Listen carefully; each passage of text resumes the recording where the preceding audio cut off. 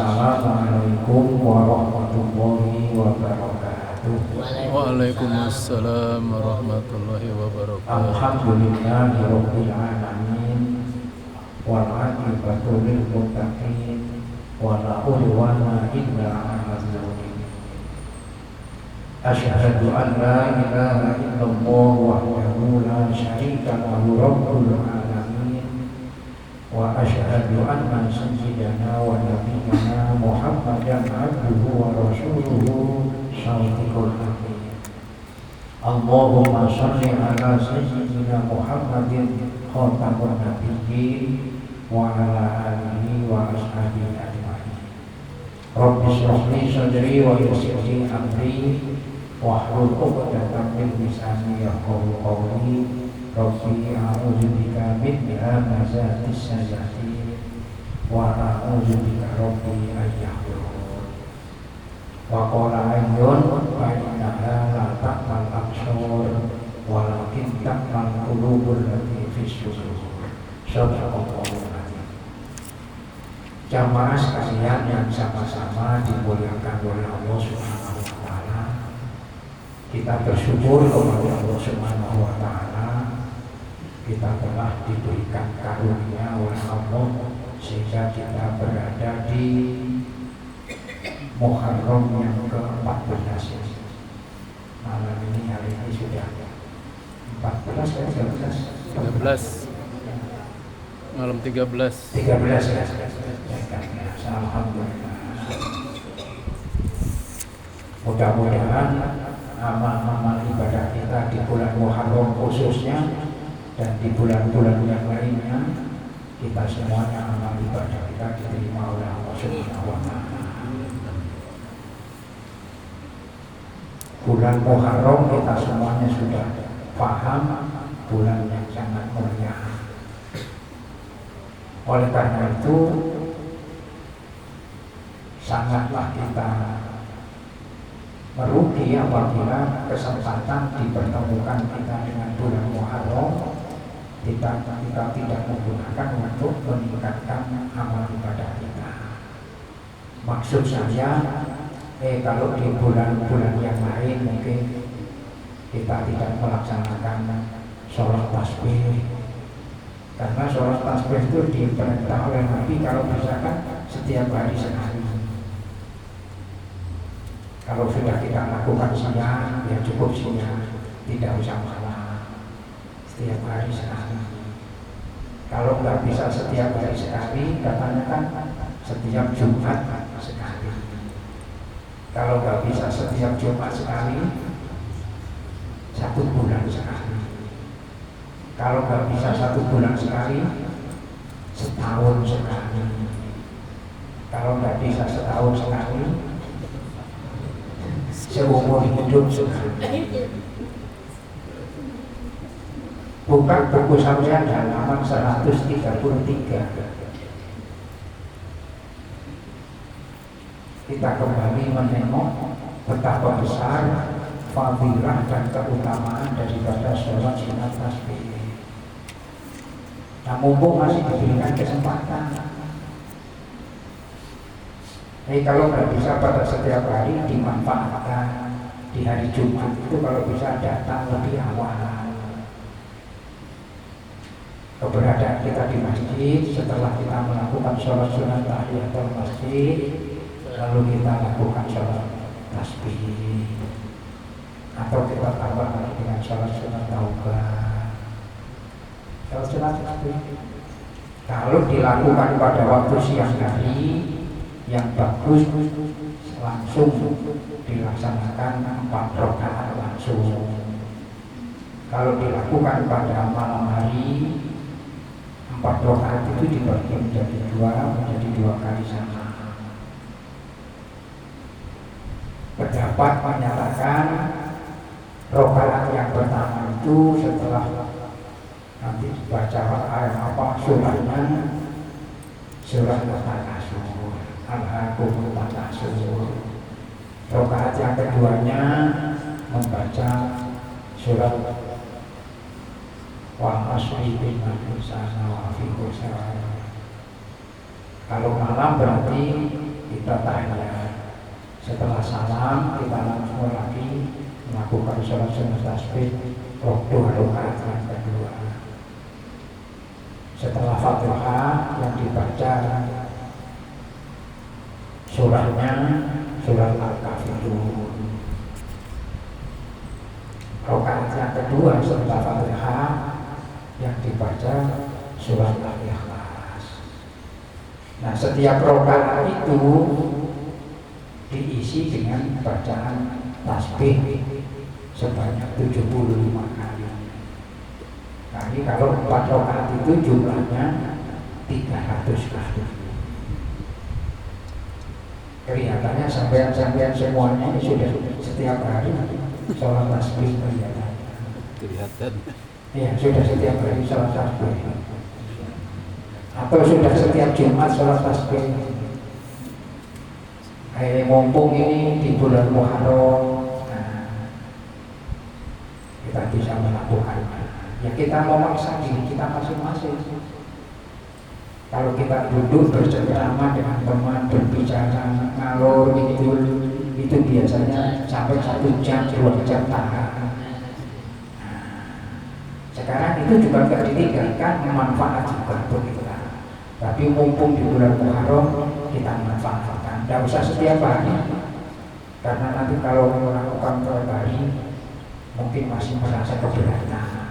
Nah, kita lakukan saja mungkin setiap malam Jumat. Nah, ini malam Jumatnya di bulan Muharram ini kan masih ada beberapa Jumat. Ini hari yang ke-13. Berarti kalau nggak salah Jumatnya mungkin masih 2 kali.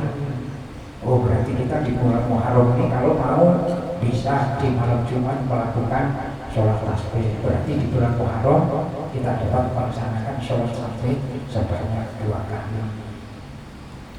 Sholat tasbih setelah berdiri, ini fadilahnya.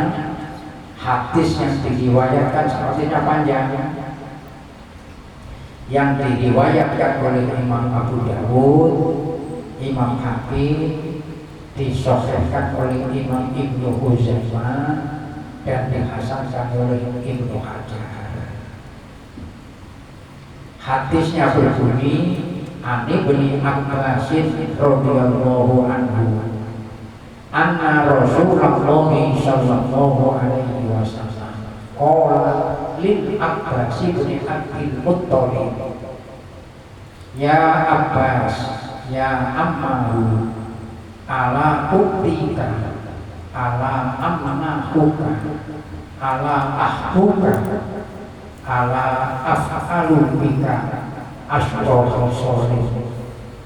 Iza anta fa'alta zalika wa farallahu zambaka awalahu wa akhirahu wa qatimahu wa hatisahu wa khoto'ahu wa abdahu wa soghirahu wa kabirahu wa sirrahu wa alaniyatahu antu sholliya arba'a raka'atin taqra'u fi kulli raka'atin fatihatal kitabi wa suratan fa idza faragta minal qira'ati fi awwali raka'atin wa anta qa'imun qul subhanallah walhamdulillah wa la ilaha illallah wallahu akbar, sampai seterusnya panjang itu yang dibacakan.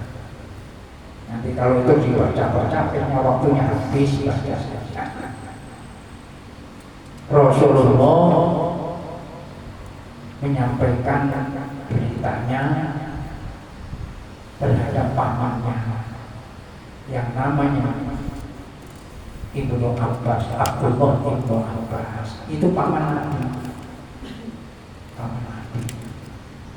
Maukah sampai yang saya tunjukkan perbuatan?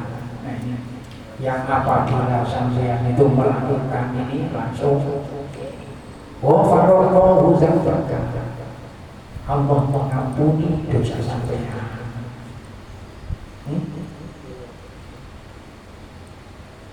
Awalahu wa akhirahu, doa yang awal dan yang akhir. dibersihkan dosanya oleh Allah Subhanahu wa ta'ala. Wa qadimahu wa hadisahu, yang dahulu dan yang baru dihapus oleh Allah Subhanahu wa ta'ala. Wa khoto'ahu wa amdahu, dilakukan dengan sengaja, dengan apa kecil-kecil dosa kita Allah mengampuni. Wa sohirahu wa kabirahu, dosa kecil-kecil, dosa yang besar-besar. Wa sirruhu wa alaniyahu, dosa yang tersembunyi dan yang nyata-nyata, yang kadang-kadang kita tidak sadar dosa-dosa itu. Apa yang dikejarkan itu? Antusolliya arba'a raka'atin. Apabila engkau melakukan, hendaknya engkau melakukan sholat yang terdiri dari 4 rakaat. Taqra'u fi kulli raka'atin Fatihatul Kitab wa surah. Dalam rakaat itu, setiap rakaat itu fi kulli raka'atin kamu baca Fatihah dan membaca surah. Setelah membaca surah fi awali raka'atin wa anta qaimun, dan kamu masih dalam keadaan berdiri, baca olehmu subhanallah walhamdulillah wa la ilaha illallah wallahu akbar khamsa asyaratan marratan. Hadis di sini, baca olehmu sebelum kamu melakukan rukuk masih dalam keadaan berdiri itu, baca olehmu tasbih yang dibaca bunyi tasbihnya subhanallah walhamdulillah wa la ilaha illallah wallahu akbar khamsa asyaratan marratan, 15 kali.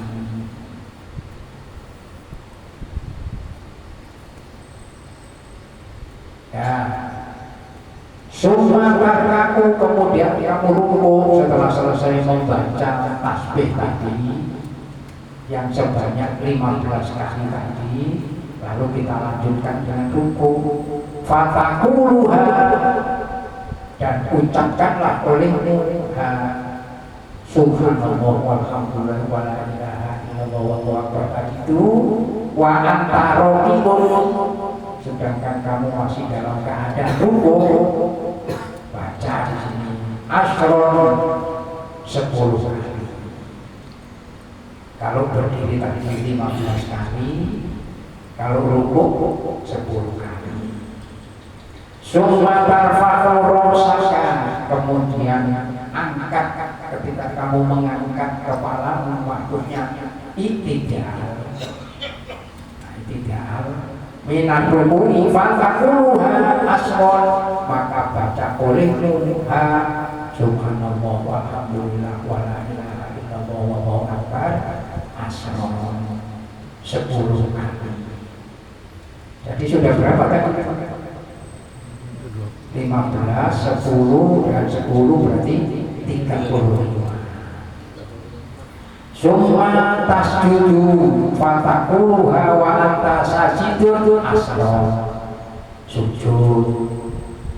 Ketika sujud baca tasbih 10 kali, berarti 40. Summa tarfa'u ra'saka minas sujudi fataquluha asron, duduk yang kita setelah sujud pertama, duduk di antara 2 sujud, baca tasbih tadi 10 kali, berarti sudah berapa? 55. Fadzalika khamsun wa sab'una fi kulli raka'atin. Hitungannya masih belum cukup, itu masih 50 kali, 50 padahal jumlahnya harus 75 kali. Nah, terus dijelaskan, maka prakteknya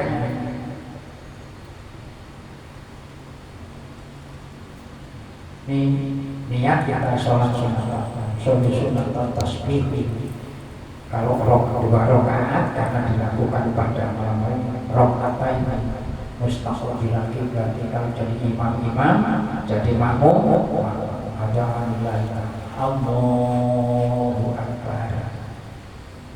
Perlu tidak baca doa iftitah? Setiap sholat perlu baca doa iftitah. Setelah membaca doa iftitah, sebelum membaca suratul Fatihah, kita baca dulu tasbih sebanyak 10 kali. Setelah membaca tasbih 10 kali tadi, baru kita membaca Fatihah. Setelah membaca Fatihah, baca surat. Rakaat yang pertama tadi dibaca surat Al-Takasur. Setelah selesai baca surat Al-Takasur tadi, tidak langsung rukuk, kita sambung dengan membaca tasbih. Kita baca sebanyak berapa? 15 kali. 15 kali. Setelah kita baca 15 kali, berarti jumlahnya sudah berapa pada waktu berdiri ini? 25. Nah itu. Terus kita rukuk. Allahu Akbar. Apakah perlu membaca Subhana Rabbiyal Azim wa bihamdihi atau langsung Subhanallah walhamdulillah wala ilaha illallah wallahu akbar, dibaca sampai berapa tadi? 10 kali atau sampai baca Subhana Rabbiyal Azim wa bihamdihi biasanya dibaca berapa kali? 3 kali. Terus disambung dengan baca tasbih tadi Subhanallah walhamdulillah wala ilaha illallah wallahu akbar. Pak, bagaimana saya tidak usah baca Subhanallahil azim wa bihamdihi Subhanallahil azim wa bihamdihi, langsung saya baca Subhanallah walhamdulillah wala ilaha illallah wallahu akbar. Boleh apa tidak? Boleh. Langsung 10 kali. Setelah baca 10 kali, baru kita bangun dari rukuk menuju i'tidal. Sami Allahu liman hamidah. Pak, boleh kita baca doa iftitah? Apa doa I'tidal? I'tidal ini baca Rabbana walakal hamdu mil'us samawati wa mil'ul ardi wa mil'u ma syi'ta min syai'in ba'du, atau Rabbana walakal hamdu hamdan katsiran thayyiban mubarakan fihi. Setelah itu nyambung baca Subhanallah walhamdulillah wala ilaha illallah wallahu akbar, dibaca 10 kali. Pak, kalau saya tidak usah baca Rabbana walakal hamdu, berdiri langsung saya baca Subhanallah walhamdulillah wala ilaha illallah wallahu akbar, dibaca 10 kali. Boleh apa tidak? Boleh. Pak, tangan saya untuk menghitung supaya tidak salah 10 kali Subhanallah walhamdulillah wala ilaha illallah wallahu akbar, Subhanallah walhamdulillah wala ilaha illallah wallahu akbar. Yang gerak jarinya aja. Pak, apakah itu tidak membatalkan sholat? Tidak. Tapi kalau sampai ini berarti gerakan yang besar, batal sholat. Umpamanya sampai di sini kok terasa gatal, kalau nggak sampai pukul itu nanti lama malah tidak khusyuk. Maka sampai boleh untuk garuk tangan sampai letakkan ini, baru mana yang gatal tadi keruk. Walaupun sampai keruk nih sampai 3 kali 4 kali nggak gatal, tapi kalau sampai nah ini gerakan ini batal. Itu harus tahu. Jadi ini penting, karena kadang-kadang sampai sholat itu nggak tahu gatal saja. Letakkan sini, yang diberikan akan cuma jarinya saja. Mana? Tapi kalau sudah menurut pandangan kelompok mazhab Syafi'i, ingati, nah mazhab yang lain ada di Mekah itu, di Madinah itu malah nyeret kursi di sana yang sudah masuk ke Madinah melihat ada orang sholat, karena melihat sosok itu kosong, dia jalan kursinya ditahan.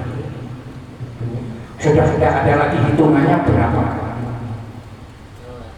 Kalau menurut mazhab kelompok Syafi'i batal, makanya jarak antara makmum dengan imam ini hendaknya jarak yang bisa untuk dijadikan jarak menuju badal untuk menjadi pengganti imam apabila imam itu dalam keadaan batal. Tidak boleh menurut kelompok Wahabi Syafi'i. Ada aturannya cuma 2 langkah saja.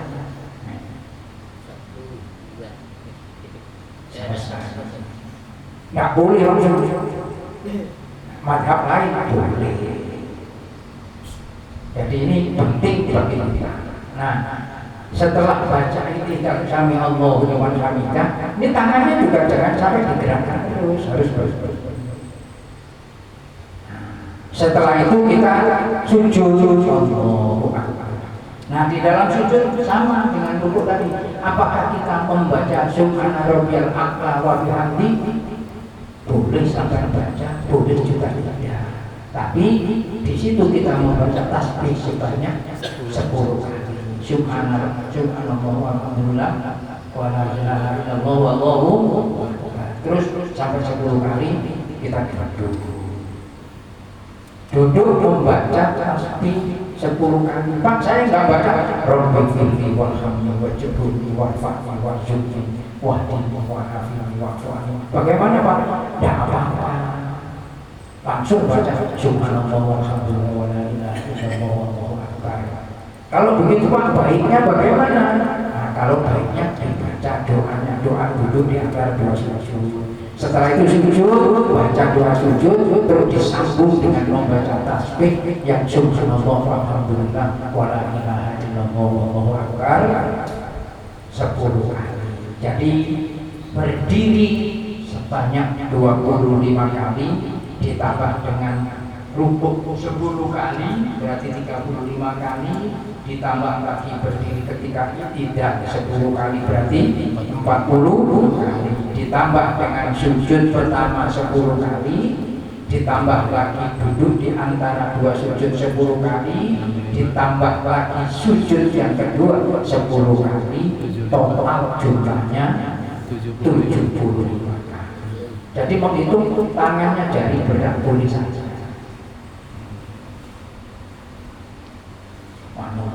Aku tadi sudah 10 kali ya Pak, belum. Dan ini mari dilakukan. Sekali lagi kalau dilakukan pada malam hari, sepakat yang bagus dilakukan dijadikan menjadi 2 kali salam, 2 rakaat salam, 2 rakaat salam. Lalu kalau dilakukan pada siang hari, pendapat banyak menyatakan bahwa bagus dilakukan langsung 4 rakaat sekali salam.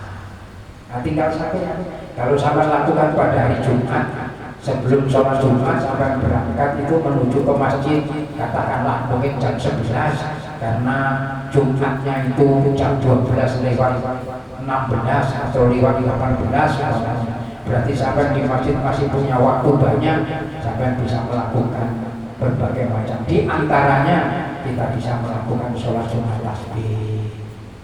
Nah, ini kan memanfaatkan kesempatan, kebetulan ini berada di bulan Muharram.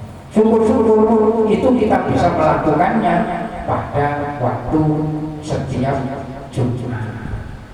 Nah, itu. Jadi bukan hanya di bulan Muharram saja, tapi di bulan-bulan yang lain, tapi kita bisa melakukannya paling tidak di hari Jumat. Kan begitu umpamanya. Maka saya sendiri kadang-kadang berangkatnya itu duluan. Padahal sebetulnya yang bagus itu menurut fikih yang bagus, khotib itu hendaknya datangnya itu belakangan. Apabila jamaah sudah berkumpul, baru khotibnya datang. Tapi karena kalau nunggu jamaahnya kumpul, pengurus masjidnya itu nengok-nengok dan bingung. Lalu kalau pengurus masjid memberitahu hendaknya itu datang 15 atau 30 menit sebelum dimulai. Maksudnya apa? Supaya tidak membingungkan. Itu masalahnya itu. Nah di sini dijelaskan fadilahnya, keutamanya itu sampai dinyatakan oleh Rasulullah dalam hadis ini. Apabila idza fa'alta, idza anta fa'alta, apabila engkau wahai paman melaksanakan sholat tasbih tadi yang 4 rakaat tadi itu, maka fadilahnya, keutamaannya, wa faradallahu dzambaka awalahu wa akhirahu wa qadimahu wa hadisahu wa khata'ahu wa amdahu wa saghirahu wa kabirahu wa sirrahu wa alaniyatahu antu sholliya arba'a raka'atin takra'u fi kulli raka'atin fatihatal kitabi wa suratan, dan seterusnya. Nah, jadi disampaikan oleh Rasulullah fadilahnya ini kalau sampai melakukan sholat sebanyak 4 rakaat, di dalam sholat 4 rakaat itu membaca Fatihah dan surah, terus dirinci membaca tasbihnya, jumlahnya sekian. Pak, seandainya bacanya tadi saya kurang 375 kurang, ya tidak menjadi sebabnya tidak sahnya sholat. Seandainya sholat tasbih kita tidak usah membaca tasbih sebanyak katakanlah 75 kali dalam setiap 1 rakaat, tapi membaca doa seperti kita biasa sholat sunat, hanya niatnya kita niat sholat tasbih, itu juga dibayar sah. Itu pendapat kecil yang menyatakan itu, artinya tetap sah.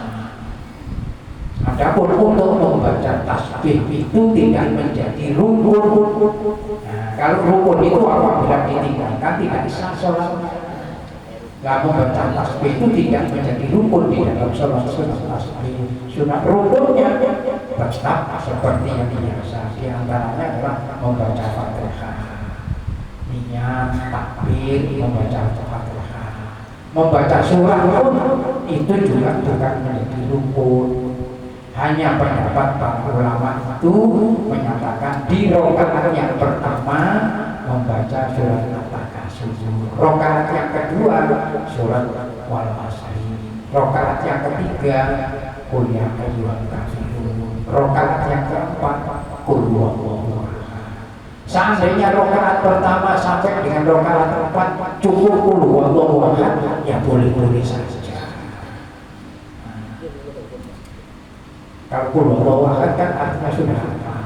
Nah, ini kita buka kitab ini supaya kita menjadi faham, sehingga di dalam mengisi kehidupan kita akan menjadi bernilai di sisi Allah. Karena apa yang kita lakukan dilandasi dengan keikhlasan semata karena Allah, maka semuanya Allah kembalikan kepada kita.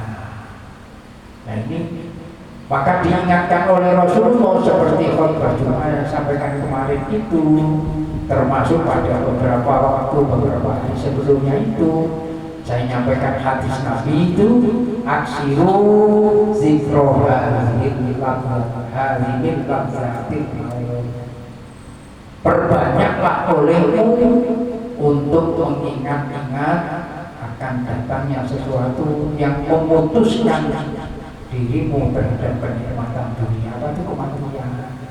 Bukan cuma kita ingat mati, tidak dalam kondisi itu saja. Artinya di dalam kehidupan kita selalu mengingat apa bekal yang akan kita bawa menuju kematian kita. Karena nanti saya dan sahabat kalau sudah meninggal tidak lagi bisa untuk bertobat. Artinya kalau ada ajaran yang menyatakan bahwa bisa bertobat di dalam kubur, itu berarti ajaran sesat, bukan datang dari Rasulullah SAW. Karena Rasulullah mengatakan berdasarkan hadis, taubat itu masih terbuka, pintu taubat itu masih terbuka lebar sebelum nafas kita ditenggorokan. Kalau kalau kita sudah ditenggorokan sakaratul maut, nah, ditenggorokan sudah tidak bisa lagi waktunya untuk bertobat, apalagi di dalam kubur. Jadi di dalam kubur kita sudah tidak bisa bertobat, tinggal kita mempertanggungjawabkan amal yang kita lakukan ketika di dunia. Maka yang dimaksud kita disuruh mengingat-ingat akan kematian itu supaya kita betul-betul mengingat-ingat bekal apa yang harus kita bawa, yang mestinya harus kita bawa menuju kematian kita. Nah ini maka itu Rasulullah memberitahu yang kali-kali sudah kita dengar, kalau sampai dan saya dimasukkan ke dalam surga itu bukan karena amal sampai dan saya, itu semua karena rahmatnya Allah. Pertanyaan yang muncul, kalau begitu untuk apa kita beramal sementara amal tidak menjadi jaminan masuk surga? Sampeyan beramal itu tidak lain adalah membuktikan penghambaan sampeyan dan saya, ketaatan dan kepatuhan sampeyan dan saya terhadap zat yang menciptakan kita. Melakukan perintahnya, makanya melakukan perintahnya itu semata-mata hanya karena Allah. Kalau sampai dan saya dimasukkan ke dalam surga berdasarkan amal sampean, maka berarti sampai di dalam surga dibatasi waktunya. Umpamanya sampean meninggal usia 60 tahun, sementara kewajiban beramal ketika sampai usia 15 tahun. Berarti kalau 60 dikurangi dengan 15, 45 tahun. Selama 45 tahun itu sampai beramal melaksanakan perintahnya Allah dan Rasulnya, maka selama 45 tahun itu sampai dimasukkan ke dalam surga. Karena apa? Karena saya dan saya berpandangan bahwa masuknya surga karena amal. Hanya dibatasi waktu cuma 45 tahun.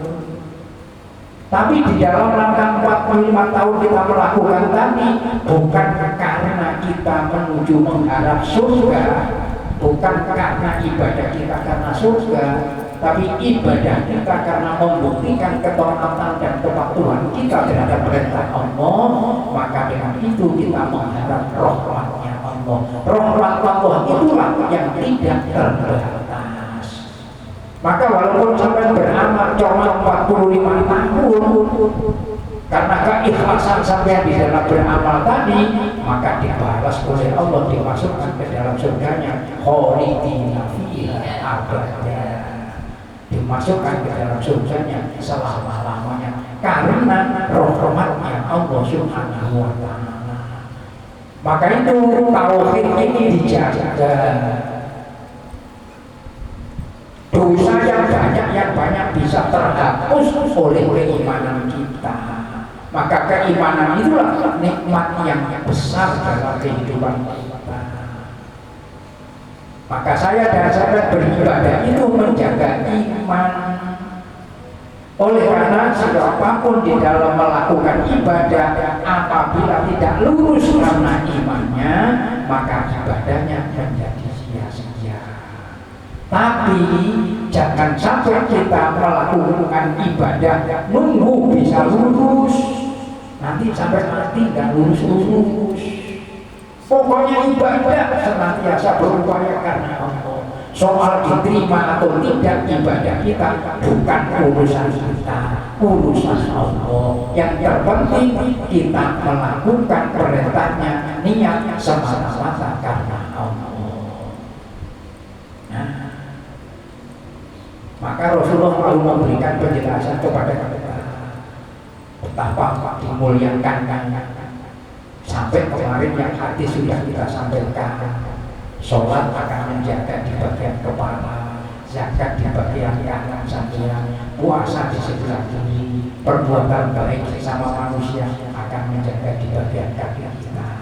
Di kubur, di alam barzakh kita dijaga oleh amal kita masing-masing. Itu loh yang dimaksudkan hadis aksiru zikro hadzil lazzatil maut. Perbanyaklah olehmu untuk ingat terhadap sesuatu yang menjadi putusnya nikmatnya kehidupan. Apa itu kematian? Kalau nanti kita sudah meninggal, apa yang harus bisa menemani kita? Nah, ini mudah-mudahan hadis yang panjang, tapi tidak saya baca semuanya karena sudah ini saya jelaskan. Terus di sini dikatakan oleh Rasulullah selanjutnya ini statota antusolliyaha kulla yaumin marratan. Apabila kamu mampu wahai paman untuk melaksanakan sholat tasbih itu, lakukan setiap hari satu kali. Fa'ilam taf'al, apabila kau tidak mampu untuk melakukan sholat tasbih tadi setiap hari satu kali, fafi kulli jum'atin, lakukanlah setiap Jumat itu satu Jumat sekali. Wa ilam taf'al, apabila tidak mampu dalam satu Jumat sekali, fafi kulli syahrin, lakukan setiap satu bulan sekali. Fa'ilam taf'al, kalau satu bulan masih tidak bisa, fafi kulli sanatin marratan, lakukan setiap tahun sekali. Alhamdulillah di masjid kita ini paling tidak kalau puasa 10 yang terakhir malam ganjil kita diajak untuk sholat tasbih. Jadi kalau tidak bisa satu Jumat sekali, satu bulan sekali, paling tidak kita di bulan Ramadan bisa melaksanakan. Fa'ilam taf'al fafi umrika marratan, apabila kamu tidak bisa melakukan satu tahun sekali, paling tidak satu seumur hidup sampai lakukan sekali. Nah, ini kalau saya lihat, saya perhatikan, saya yakin sampean-sampean semuanya ini sudah pernah melakukan sholat tasbih. Mungkin ada yang sudah 10 kali, mungkin sudah ada yang berkali-kali. Tapi walaupun bisa melakukan sholat tasbih, taruhlah sampai setiap Jumat sekali, jangan menimbulkan kecongkangan dan kesombongan sehingga merasa dirinya lebih baik dari yang lainnya. Dijaga, tetapi justru dijadikan sebagai sarana untuk mengantarkan dirinya menjadi hamba Allah yang pandai bersyukur. Karena kita bisa melakukan perbuatan perintahnya Rasulullah tadi, kita bisa lakukan tidak lain karena pertolongan dan hidayahnya Allah Subhanahu wa ta'ala. Al-Fatihah.